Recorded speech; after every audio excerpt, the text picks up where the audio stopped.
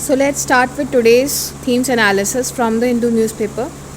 सबसे पहला जो टॉपिक है आपका, India's total trade deficit narrows to $6.6 billion in May on low oil prices, strong services exports. So India's overall trade deficit narrowed to $6.6 billion in May 2025, down nearly 30% from its previous level in May last year. यानी पिछले साल के मई से 2024 के मई से जो compare किया गया है, सो उसमें 30% की डिक्रीज़ हुई है. So as total imports fell largely, imports जो हैं वो आपके घटे हैं और इम्पोर्ट्स घटे हैं और एक्सपोर्ट्स जो हैं उनमें इंक्रीमेंट हुआ है. एक्सपोर्ट्स में जो सर्विसेज सेक्टर है उसके आउट परफॉर्मेंस की वजह से जो आपके एक्सपोर्ट्स हैं वो इंक्रीज़ हुए हैं. अच्छा, इंपोर्ट्स क्यों गिरे हैं? क्योंकि डिक्रीज़ इन ऑयल प्राइसेस में डिक्रीज़ हुआ है. इस वजह से जो टोटल इंपोर्ट्स हैं वो उसमें गिरावट देखी गई है. So according to monthly data release by ministry of commerce and industry, so ये जो डेटा है ministry of commerce and industry से रिलीज़ किया जाता है, जो डेफिसिट डेटा होता है, ट्रेड डेफिसिट डेटा. आपको ये मालूम होना चाहिए क्योंकि कभी कभी वन लाइनर क्वेश्चंस जो आते हैं आपके यूपीएससी में या स्टेट पीसीएस में, उसमें ये पूछ सकते हैं. So total exports grew 2.8% to $71.1 billion in May 2025. That was up from $69.2 billion in May 2024. यानी कि पहले मई 2024 में it was $69.2 बिलियन, बट 2025 में it became $71.1 billion. So with exports in the service sector growing 9.4% to $32.4 billion, merchandise exports जो हैं on the other hand contracted.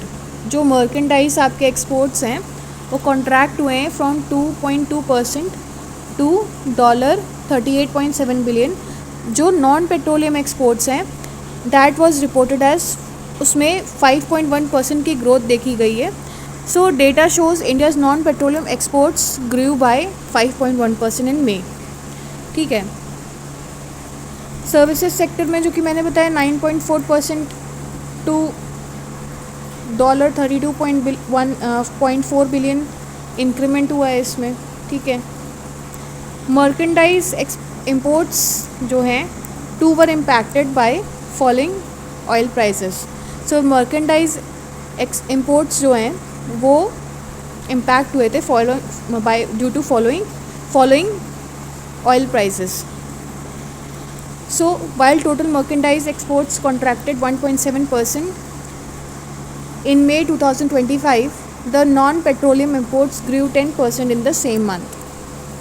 So non-petroleum imports में बढ़ोतरी देखी गई है. Services imports grew 1.5%. Taken together, total imports contracted 1% in May. So total imports इन सब का जो एवरेज निकाला गया है उसमें ये पता चला कि 1% जो है कॉन्ट्रैक्शन पाया गया, यानी डिक्रीज़ हुआ है इंपोर्ट्स में. ये सभी का मर्केंडाइज एक्सपोर्ट्स हो गया, आपका सर्विस इंपोर्ट्स हो गया, मर्केंडाइज इंपोर्ट्स हो गया, सर्विस इंपोर्ट्स हो गया एंड नॉन पेट्रोलियम इंपोर्ट्स को मिलाकर जो आपका समरी निकला है, जो आपका रिज़ल्ट निकला है वो ये है कि 1% डिक्रीज़ हुआ है, घटा है इसमें. So according to commerce Secretary Sunil Barthwal, a large part of reason for the subdued performance in merchandise export is the fall in global oil prices. So there is a positive growth in non-petroleum exports because petroleum in times of crisis there is a lot of volatility, as said by the Commerce Secretary.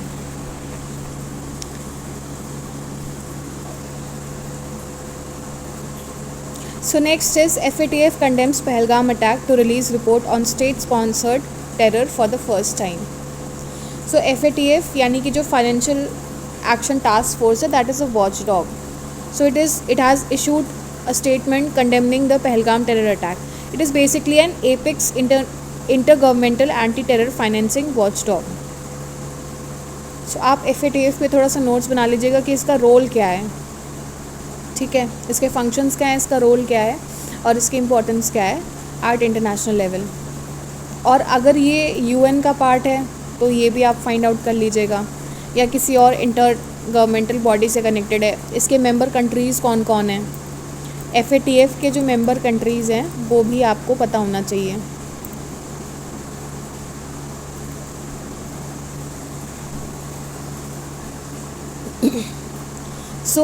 इन्होंने एक statement issue किया है और उसमें उस statement में इन्होंने condemn किया है पहलगाम टेरर अटैक को, और ये कहा है कि कोई भी जो ये आतंकी हमले होते हैं, जो आतंकी जो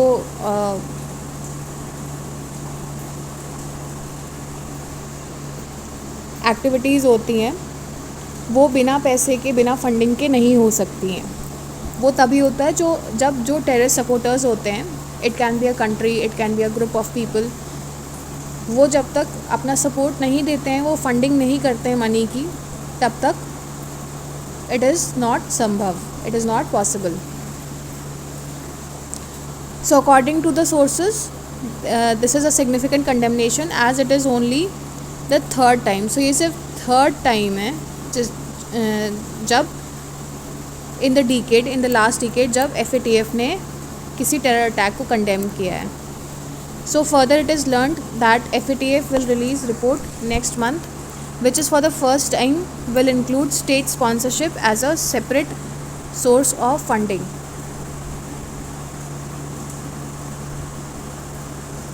मतलब राज्य प्रायोजित आतंकी हमलों पर पहली बार रिपोर्ट ये जारी की जाएगी.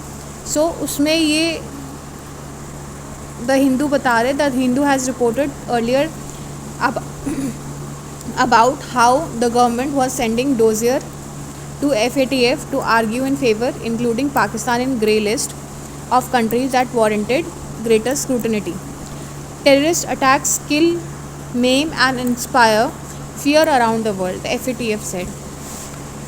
So FATF notes with grave concern and condemns the brutal terrorist attack in Pahalgam on 22 April.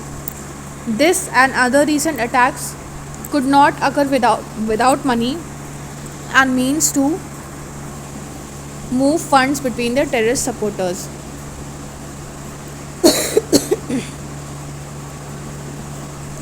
उसके अलावा इन्होंने ये बोला है कि it is only the third time in the last decade that they have issued condemnation of a terrorist attack. Source said it has condemnation because international community has felt the severity of attack and highlights that such attacks will not go unpunished. FATF has developed a terror financing risk and context toolkit for assessors so that the countries such as Pakistan cannot fool them with lies about the terror financing risk from their jurisdiction. The FATF will soon release the comprehensive analysis of terrorist funding and will host a webinar. So there would be a webinar also to help public and private sectors understand the risk and stay alert to emerging threats. सो इसका basic जो आपको point UPSC के relevance में ध्यान देना है, सबसे पहले तो इंटरनेशनल रिलेशंस. जो इंटरनेशनल रिलेशंस हैं, FATF का क्या काम है, एज आई टोल्ड यू कि क्या रोल है, क्या फंक्शंस हैं to analyse such actions and fundings from the countries. So आप इसको एक बार देख लीजिएगा और इस पर कॉम्प्रिहेंसिव नोट्स बना लीजिएगा, कंसेप्चुअल नोट्स बना लीजिएगा. So next topic is CM inspects machine to be deployed in fight against air pollution. इसमें बहुत ज़्यादा इंपॉर्टेंट तो नहीं है, बेसिकली जो दिल्ली में एयर पोल्यूशन होता है उससे रिलेटेड बताया गया है. That government plans to engage 460 water sprinklers.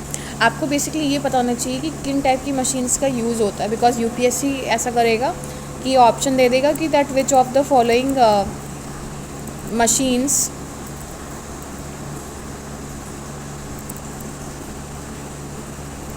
or devices are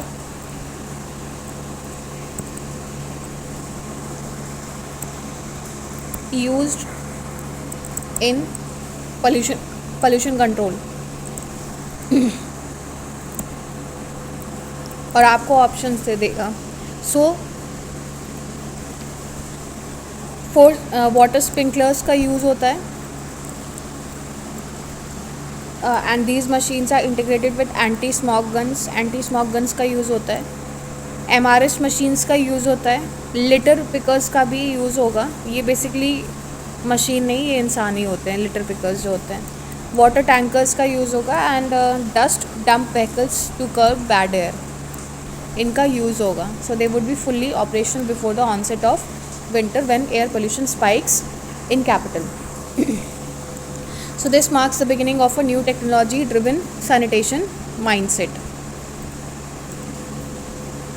Next is new flowering plant species discovered in Aravalli Hills near Jaipur. So basically this is a new plant species of Portulaca bharat. पोर्ट्युलोका जो family species होती है उनमें से ये एक नया species पाया गया. उसका नाम दिया गया पोर्ट्युलोका भारत, और यू में से एस भरत, Portulaca Bharat. So it is a new flowering plant species with unusual morphological characteristics that has been discovered in rocky and semi-arid landscape of Aravalli Hills. Please आप मैप पे अरावली हिल्स, उसके आसपास के डिस्ट्रिक्ट्स, रिवर्स, जो फिजियोग्राफिक फीचर्स हैं आप उन्हें mark कर लीजिएगा. So this has been classified as Portulaca Bharat. The plant adds to the list of Indian endemics with no other populations currently known. Portulaca Bharat has been the provisionally assessed as data deficient. Data deficient क्यों इसे assess किया गया? क्योंकि ये एक नई species पाई गई है और इससे रिलेटेड कोई ऐसा डेटा नहीं पाया गया है. सो ठीक है. So it under international union for conservation for of nature red list guidelines. तो IUCN में भी इसके रिगार्डिंग रेड लिस्ट में कोई ऐसी गाइडलाइंस नहीं, कोई डेटा नहीं, बिकॉज एक नई स्पीशीज़ पाई गई है. So the plants narrow endemism and specific habitat requirements make it highly vulnerable to habitat degradation and climate change.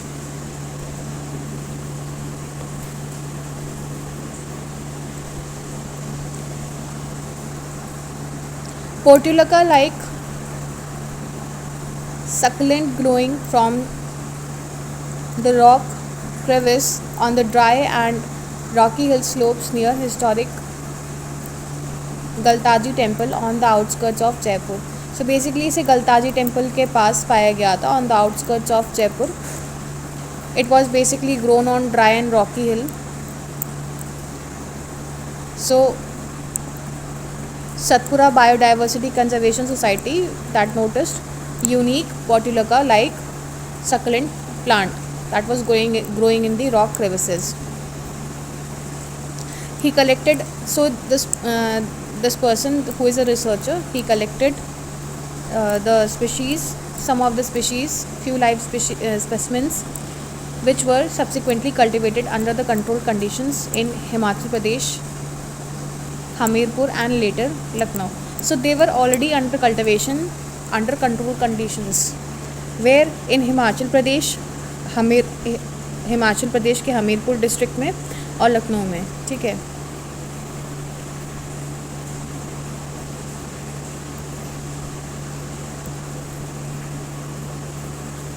So the species has been described and published in the latest issue of International Scientific Journal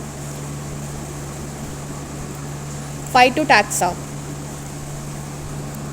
The genus Portulaca currently comprise about 153 species. So basically I told you ना कि ये Portulaca family को belong करता है. It is a genus. अब भारत जो है वो इसको नाम दिया गया है, भारत कह लीजिए, बिकॉज ये इंडिया में ही ये स्पीशीज़ पाई जाती है. सो प्राइमरीली जो पोर्टुलाका फैमिली है that is primarily found in tropical and sub tropical regions. These plants are known for their toughness, water storing tissues, and adaptation to extreme weather or environment conditions. In India, there are 11 species that are currently known from this family, including 4 endemics, mostly distributed in dry and semi-arid habitats. But this one is unique. So ये आपको इस species का नाम मालूम होना चाहिए. आप ये ऑप्शंस में कैसे पूछ सकते हैं कि पोर्टुलिका जो भारत स्पीशीज़ है या पोर्टुलिका भारत जो स्पीशीज़ है, it is a flower, it is an insect, it is a frog. इस तरीके से ऑप्शंस दे सकते हैं क्योंकि ये 3-4 बार प्रीवियस क्वेश्चंस में ये इस टाइप के क्वेश्चंस आ चुके हैं. ठीक है. और आप अरावली हिल्स के जो फिजियोग्राफिक मैपिंग है वो आप कर लीजिएगा. So next topic is the war on Gaza exposing Israel's hidden ambition. इस टॉपिक में बेसिकली बात की जा रही है कि जो डिस्क्रिपेंसी है between Israel's declared goals for its war on Gaza and its actual actions, उसके बारे में बात की जा रही है कि जो अभी फ़िलहाल गाज़ा के ऊपर इजराइल ने हमला किया था उसमें इजराइल के रियल इंटेंशंस क्या थे. So while Tel Aviv continues to repeat hollow slogans returning hostages, dismantling Hamas, disarming Gaza, these narratives functions more as propaganda tools aimed at securing international legitimacy than genuine military objectives. Means simple words में they are saying कि यहाँ पर focus हो रहा है to dismantle the Hamas, ठीक है, rather than genuine military objectives. So for global media consumption and Western political cover, these slogans serve to justify an onslaught now surpassing 612 days, one that claimed the lives of around 54,000 civilians in direct bombardments, caused more than triple the number of injuries, unleashed mass destruction, led to near total displacement, criminalized UN humanitarian agencies, and waged a war on starvation, just to name a few.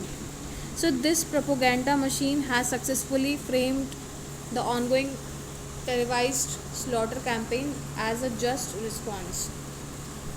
So basically जो media industry है इसमें कह रहे हैं कि उन्होंने एक just response इसको क्लेम किया है.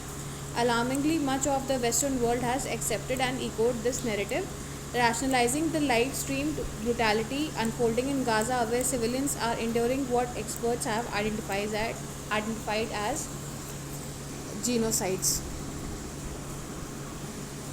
So what is the sinister reality from 7 decades ago? What is the basic history? So initially, public disclosure focused on Israel's stated objectives. More recently, attention shifted to the claim that war exists primarily to save Israeli Prime Minister Benjamin Netanyahu's political career, preserving his coalition and shielding him from corruption charges. So, this was the basic claim जो अभी recent में किया गया है. So, while these factors play a role reducing the genocide to Mr. Netanyahu's survival, obscures a far more sinister and enduring reality. मतलब उसके अलावा ये जो जीनोसाइड हो रहा है इस आर्टिकल में कह रहे हैं कि उसके अलावा और भी रीजंस हैं, उसके बियॉन्ड और भी चीज़ें हैं जो कि जिन्हें रिप्रेजेंट नहीं किया जा रहा है. देखा तो जा सकता है लेकिन रिप्रेजेंट नहीं किया जा रहा है. So this was a continuation of long-term strategy to complete what David Ben-Gurion, Israel's founding father, initiated in 1948, the mass expulsion of Palestinian people. Many Israelis chillingly refer to it as finishing the job. Among the vast majorities of Israelis, there is a deeply rooted belief that Ben-Gurion missed a historic opportunity in 1948 by not expelling all the Palestinians beyond Jordan River. Please आप Jordan river की location देख लीजिएगा.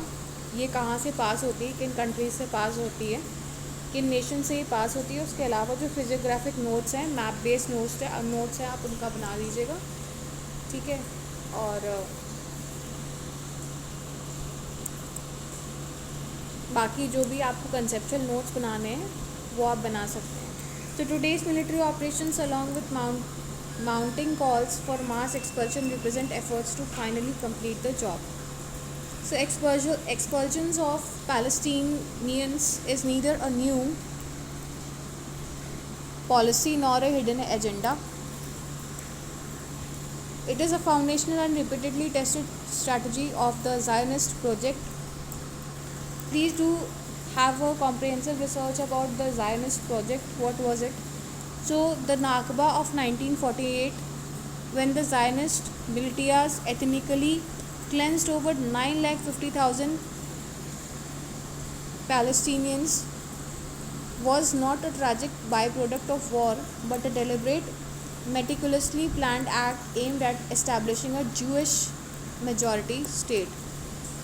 So this ये जो basic है कि इनका जो फोकस है ज्यूइश मेजॉरिटी स्टेट को इस्टेब्लिश करने के लिए. So this strategy resurfaced in 1956 during the Sinai campaign when Israel briefly occupied Gaza. So one key objective was forced removal of Palestinian refugees from Gaza into Egypt, Sinai Peninsula. Although only partially executed due to Gazan resistance and international pressure, the intention was clear and well documented. So Israeli historian Avi Raz and others have demonstrated that the concept of voluntary transfer or engineered displacement was actively discussed by Israeli officials during and after the war. Ben-Gurion and other leaders viewed 1956 war as a second opportunity to finish the job. अब हम बात करते हैं demographic engineering की. 15 मई 2025 में Palestinian central bureau जो है of statistics, it reported that around 7.4 million Palestinians, Muslims and Christians now live in historic Palestine, equally the Jewish population. Despite decades of Israel policies boosting Jewish birth rates and displacing Palestinians, the demographic balance now favors the indigenous Palestinian population. So there is a balance now. From Israeli perspective, this is a demographic threat is under constant scrutiny. The prospect of a Jewish minority ruling over Palestinian majority is politically and morally untenable to preserve its identity as a Jewish state. Israel has increasingly relied on apartheid violence. So basically क्योंकि अब इनकी population increase हो चुकी है with respect to the Jewish population, almost equal हो चुकी है, जिसमें Palestinians में Muslims भी आते हैं, Christians भी आते हैं. So उसकी वजह से now जो ये आर्टिकल कहता है, basically I am saying it according to the article, what this article states की अब इनका जो एम हो रहा है कि ये लोग उनको फिर से टारगेट करेंगे बिकॉज ये एक डेमोग्राफिक थ्रेट बन जाएगा उन लोगों के लिए, ये एक फियर के रूप में आ रहा है. To now this would be a demographic threat to a Jewish state, the identity of Israel as a Jewish state. So on October 9, 2023, just 2 days after the war began, the Israeli government announced a special interministerial committee tasked with facilitating the forced transfer of Palestinians from Gaza. It is no secret that Israeli officials have discussed relocating Palestinians to Egypt's Sinai peninsula. आप please Sinai जो peninsula है उसके बारे में आप map पे mark कर लीजिएगा. उसके साथ साथ जो भी फिजियोग्राफिक फीचर्स हैं वहाँ पर, जोग्राफिकल फीचर्स हैं, वो सब आप मार्क कर लीजिएगा. और even to African countries such as Rwanda, Uganda, under the pretence of voluntary settlement. आप उनकी रवांडा एंड युगांडा की आप पोजीशंस देख लीजिएगा मैप पे. और मेडिटेरेनियन सी में कहाँ अगर ये बॉर्डरिंग हैं तो जो भी बॉर्डरिंग कंट्रीज़ है, जो भी बॉर्डरिंग स्टेट्स हैं, वो सब आप देख लीजिएगा. a thin veil for forced population transfer which continues a war crime under international law. The concept of transforming Gaza's coast into a luxury zone devoid of Palestinians, the so-called Middle East Riviera, was openly proposed by United States President Donald Trump, whose real estate background shaped his vision of the region as the prime beachfront property rather than a homeland for dispossessed people. Under the guise of regional development, Mr. Trump's real estate proposal repacked ethnic cleansing as economic opportunity. Mr. Netanyahu embraced this vision as wholeheartedly, describing the only viable plan to enable different future for the region.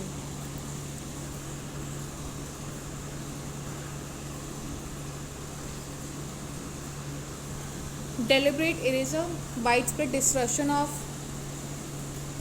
civilian infrastructure and life in Gaza cannot be explained by military necessity or declared war aims. Schools, universities, hospitals, and water infrastructure have been systematically targeted.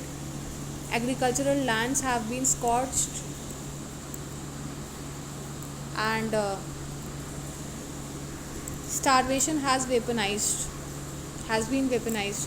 So around 1,50,000 people have been killed or wounded, many of them civilians. Thousands more have died indirectly due to hunger, thirst, disease, and collapse of Gaza's besieged health system, and all of this is just the tip of iceberg. So this is not a collateral damage or incidental, it is a deliberate one to the erasure of, that is to remove, to ethnic cleansing of Palestinian life and society. This is what this article aims to say. So the real final goal of this war transcends military objectives or Mr. Netanyahu's political survival. It is a war over geography and demography, a campaign that began 77 years ago and still rages today. It aims to erase the indigenous Palestinian people from their homeland, uproot their presence from map, and entrench Jewish supremacy from the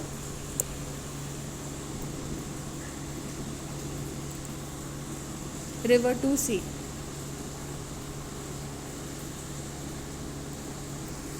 So next topic is India's uneasy balancing act in Bay of Bengal. So India's regional integration in Bay of Bengal. India aims for deeper regional integration especially in Bay of Bengal. Basically मैं इस article को आपको short में समझा दे रही हूँ कि India basically aim करता है for deeper regional integration especially in the Bay of Bengal. The focus is on projects like Sagarmala,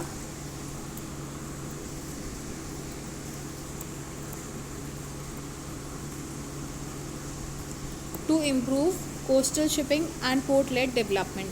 So this project is basically to improve coastal shipping and port-led development. Cargo movement through Indian ports has more than doubled in a decade.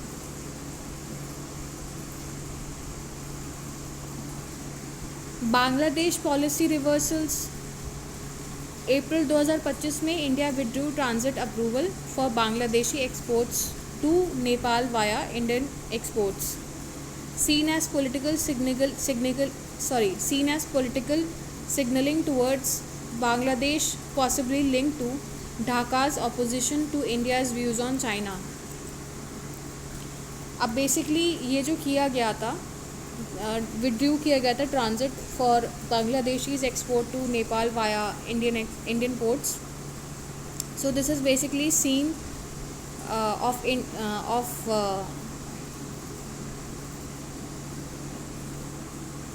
seen as political signaling towards Bangladesh, possibly linked to Dhaka's opposition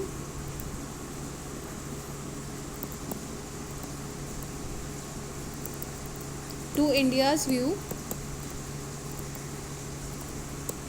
on China. Bangladesh neutral stance on India China dynamics also. So basically ये जो देखा गया है उसको इस तरीके से, that is why India ने अपना विड्रू किया transit for approval for Bangladeshi exports to Nepal via Indian ports. So the move may hurt Indian exporters and diminish regional goodwill. Strategic concerns क्या है? That India depends on land access through Bangladesh for connectivity to north east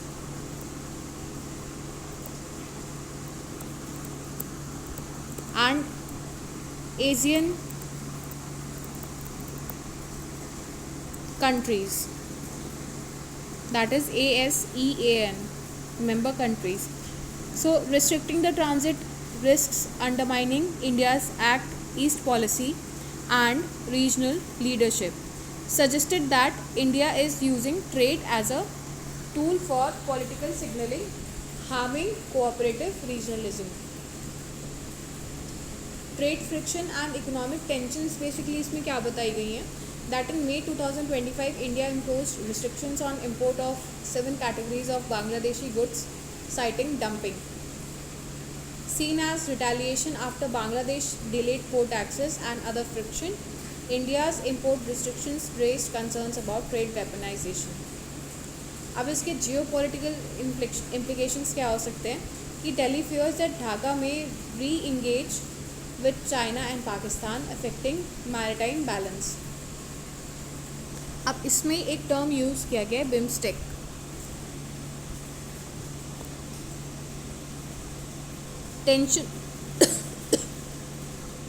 tensions amid re-energized BIMSTEC. So BIMSTEC and regional initiatives affected by bilateral mistrust. Bangladesh remains key to India's regional maritime strategy. So आपको ये पता होना चाहिए कि BIMSTEC है क्या. So it is a maritime transport cooperation agreement, for instance, that aims to harmonize customs procedures and foster multimodal linkages with broader goal of reducing the cost and friction of trade within the bay. For smaller economies such as Bhutan, Myanmar, Nepal, improved access to Indian ports remains a lifeline. तो BIMSTEC है क्या, इसका purpose क्या है? ठीक है, ये important है. अब इसमें बेसिकली बोला गया एट लास्ट कि India needs to balance this strategic interest with cooperative regionalism. Over use of trade, coercive diplomacy may damage long term regional objectives. तो आप इसको मेंस आंसर राइटिंग में यूज़ कर सकते कि इस तरीके के जो भी ट्रेड रिस्ट्रिक्शंस रखते हैं या रोका जाता है अगर किसी भी कंट्री को ट्रेड एक्सेस से रिलेटेड नोटिस जो भी इशू किए जाते हैं तो उसका क्या इम्पैक्ट पड़ता है और इंडिया को कैसे डील करना चाहिए.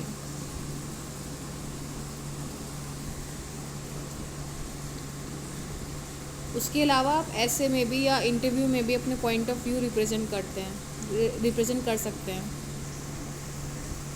सो next topic is what is the significance of Shipki La pass.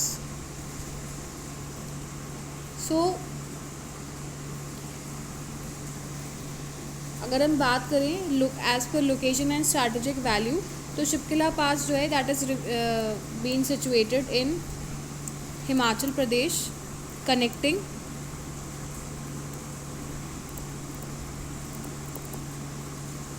Tibet with India with Tibet, that is China.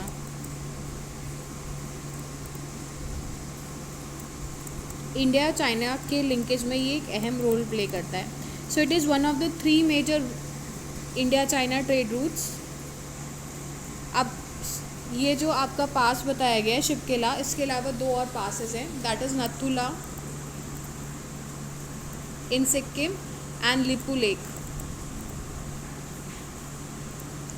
इन उत्तराखंड.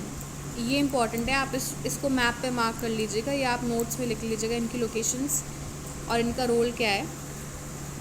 अब हिस्टोरिकल एंड कल्चरल रिलेवेंस क्या है इसका कि trade through Shipki La dates back to ancient Silk Route connections. Spiritual links, Kinnor and Tibet share Buddhist traditions.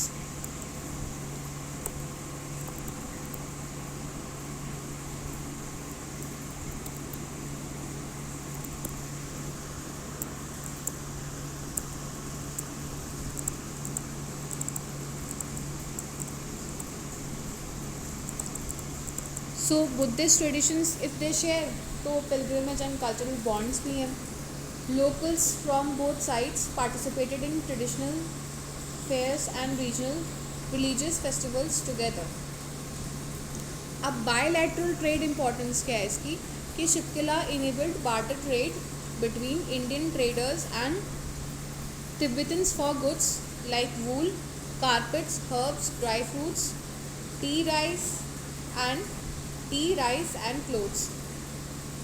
उसके अलावा India क्या export करता था, India use to export jaggery, spices and utensils. Trade help sustain borderland economies and preserve local cultural exchanges.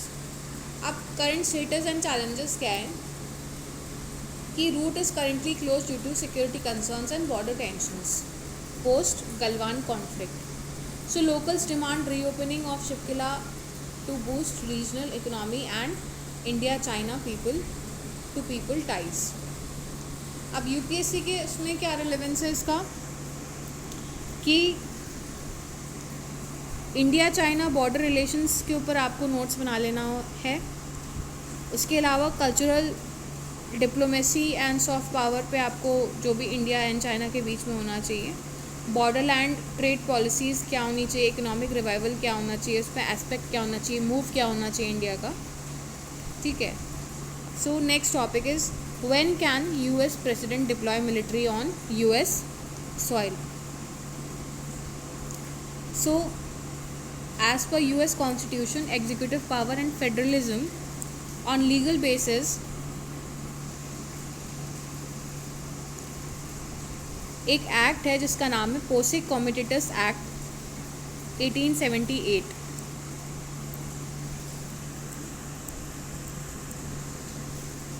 So this restricts military from engaging in domestic law enforcement. Exceptions में क्या क्या बताया गया है, कि अगर इंसरेक्शन होता है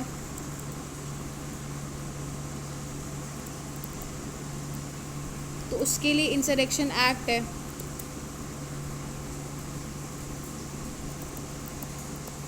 (1807) का. नेशनल इमरजेंसी के केस में आप मिलिट्री पोस्ट कर सकते हो, डिप्लॉय कर सकते हो.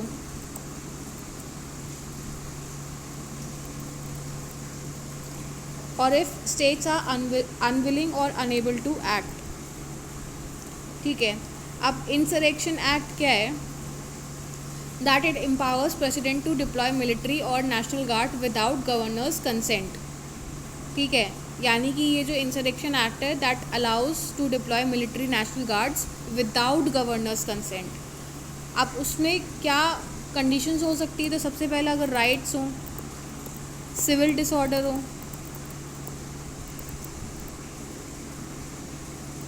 नेचुरल डिज़ास्टर हो.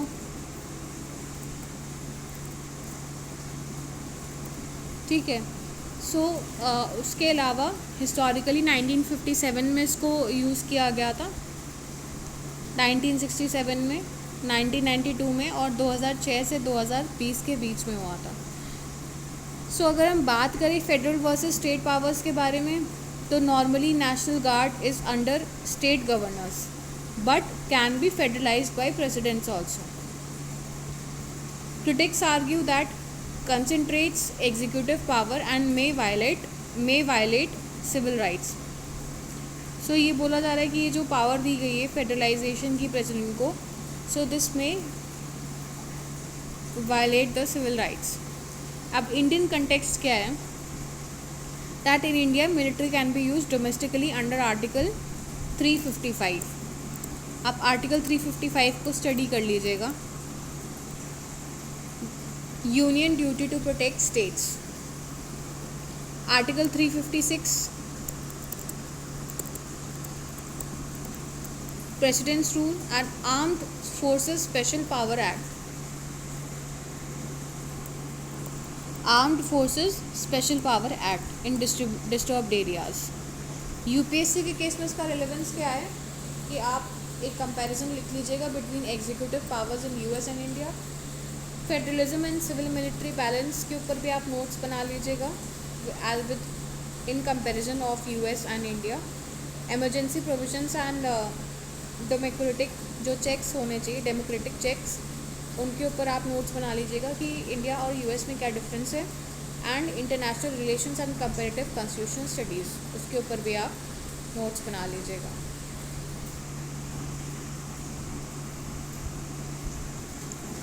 So next topic is what are ambiguities in India's nuclear liability law. So India's nuclear liability regime is governed by Civil Liability for Nuclear Damage Act.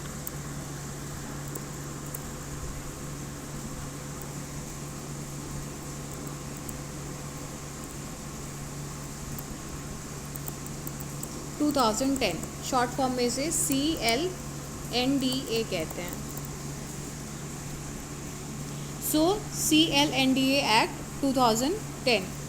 अब इसका aim क्या है? To ensure prompt compensation to victims of nuclear इसका aim जो है to ensure prompt compensation to victims of nuclear accidents. ये इसका main aim है. So it complements the Convention on Supplementary Compensation, that is CSC,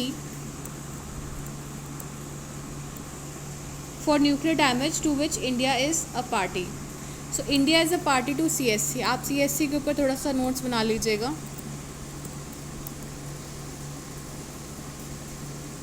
The law places liability primarily on the operator, currently Nuclear Power Corporation of India Limited. सो अभी जो currently operator है that is NPCIL, that is nuclear power corporation of India limited, but introduces a right of recourse against suppliers under certain conditions. The ambiguity raises from section 17B of CLNDA act which allows the operator to seek recourse from suppliers if the nuclear incident arises due to their fault in supply of equipment or material with latent defects. So if there are some latent defects तो उस पे इनके ऊपर charges लगते हैं. This deviates from the global exclusive operator liability principle followed under international conventions like CSC which restrict supplier liability to ensure smoother nuclear commerce. So basically CLNDA act क्या है, उसमें जो सेक्शन 17B है that allows the operator to seek recourse from suppliers. ठीक है, यानी कि जो ऑपरेटर हैं वो recourse ले सकते हैं from the suppliers if there are some nuclear incidences. But ये जो क्राइटेरिया ये CSC में नहीं है, इसमें नहीं है ये क्राइटेरिया. ठीक है. So India's insistence on retaining supplier liability was influenced by past disasters like 1984 Bhopal gas tragedy, which highlighted the need for accountability beyond the operator. However, foreign suppliers such as those from US and France remain wary of India's interpretation, fearing unlimited liability and legal risk. So this legal uncertainty has hindered foreign investment in India's civil nuclear sector. Although the Indian government has stated that supplier liability is limited and aligned with CSC provisions, the lack of clear statutory amendments continues to deter the supplies. So India's nuclear liability law reflects a tension between ensuring justice and compensation for potential victims and facilitating nuclear commerce through international cooperation. Resolving these ambiguities is essential for India's long-term energy security, expansion of clean energy capacity and global nuclear partnership under civil nuclear agreements. So this was a summary of this article. So that's all for the day. Here we end our analysis. Thank you and have a nice day. I request you to like, subscribe and share my channel if you like my work and efforts.